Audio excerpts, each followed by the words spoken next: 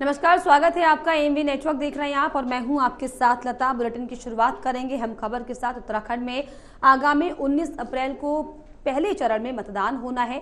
इस लिहाज से चुनाव प्रचार भी तेज हो गया। आज बीजेपी के राष्ट्रीय अध्यक्ष जेपी नड्डा अपने 2 दिवसीय दौरे पर उत्तराखंड पहुंचे। जेपी नड्डा की एक जनसभा पिथौरागढ़ में होगी और एक जनसभा टिहरी लोकसभा के विकासनगर में आज होनी है। इस संबंध में हमारे उत्तराखंड ब्यूरो चीफ पवन दीक्षित ने बीजेपी प्रत्याशी माला राज्यलक्ष्मी शाह से खास बातचीत की है, जिसमें माला राज्यलक्ष्मी ने जेपी नड्डा की जनसभा से के फायदे और अपनी उपलब्धियों के सहारे जीत का दावा किया है। उत्तराखंड की 5 सीटों पर 19 अप्रैल को मतदान होना है और उससे पहले जैसे जैसे चुनाव की तिथि नजदीक आ रही है, चुनाव प्रचार भी तेज हो रहा है। प्रधानमंत्री नरेंद्र मोदी की एक रैली यहाँ उत्तराखंड में संपन्न हो चुकी है। अब आज से 2 दिवसीय दौरे पर बीजेपी के राष्ट्रीय अध्यक्ष जेपी नड्डा उत्तराखंड पहुंच चुके हैं। हमारे साथ इस संबंध में बात करने के लिए मौजूद हैं टिहरी लोकसभा से भाजपा प्रत्याशी माला राज्यलक्ष्मी शाह। मैम, आज राष्ट्रीय अध्यक्ष जेपी नड्डा का आप ही के क्षेत्र में विकासनगर में एक बड़ी जनसभा को संबोधित करेंगे, कितनी तैयारी? सबसे पहले आपको नमस्कार। और तैयारी तो चल रहा है और हम सभी को, मेरा कॉन्स्टिट्यूएंसी के लोगों को और मुझे बहुत ही खुशी हो रही है कि हमारे आदरणीय नड्डा जी हमारे यहाँ आ रहे हैं और इससे हम लोग का जोश और भी ज्यादा बढ़ेगा। और मोदी जी तो परसों आ ही गए थे और कुमाऊं में अब, और वहां भी लोगों को बहुत उत्साह था, वो देख ही रहा था। और यहाँ भी आज हमारे अध्यक्ष जी आ रहे हैं, राष्ट्रीय अध्यक्ष जी आ रहे हैं, तो हम सब बहुत ही खुशी से हम we are waiting for him to come और उनके विचार और उनके आशीर्वाद के लिए हम लोग सब तैयार होकर बैठे हैं। और उनको फिर आगे 3 बजे का मीटिंग है, हम वहाँ जाएंगे। कितना आपको लगता है कि जेपी नड्डा के आने से कितना फायदा होगा आपको? फायदा का मतलब है हम लोग को जो आशीर्वाद हमारा पार्टी ने जो काम किया है उससे फायदा तो होगा ही। जब हम लोग ने काम किया है तो उसमें तो फायदा होना ही चाहिए और मुझे लगता है होगा ही।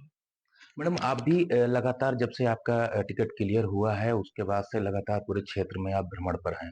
मुख्यमंत्री भी लगातार ताबड़तोड़ आपके क्षेत्र में भी रैलियां और जनसभाएं कर रहे हैं।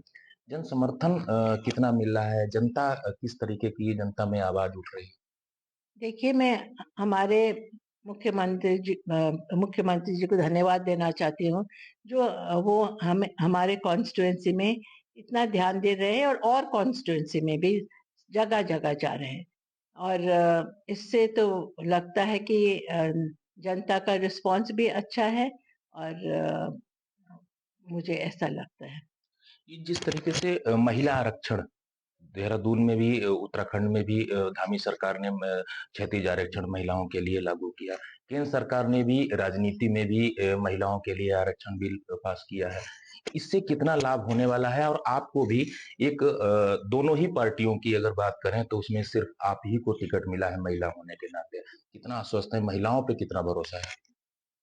देखिए, मैं सबसे पहले तो धन्यवाद देना चाहती हूँ मेरे पार्टी के श्रेष्ठ नेतृत्व को, क्योंकि मुझे टिकट मिला इस बार एक ही महिला को।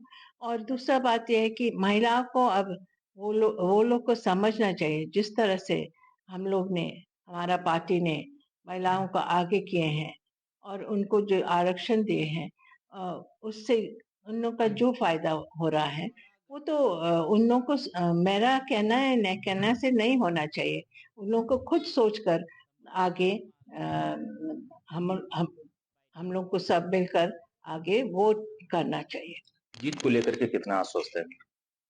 वेल, ऑफ कोर्स हम लोग सब बहुत ही वेरी कॉन्फिडेंट अबाउट इट। मगर मेरा तो ये बस यही कहना है, हम लोग कॉन्फिडेंट हैं मगर we should not be over confident, because we should always remember there's always a opposition against you and we must work hard। ये नहीं कि हम जीतेंगे कर कर चले, पर इसीलिए समटाइम्स जरा वो हो जाता है, तो हमें काम आखिर मिनट तक, बूथ तक काम करना चाहिए।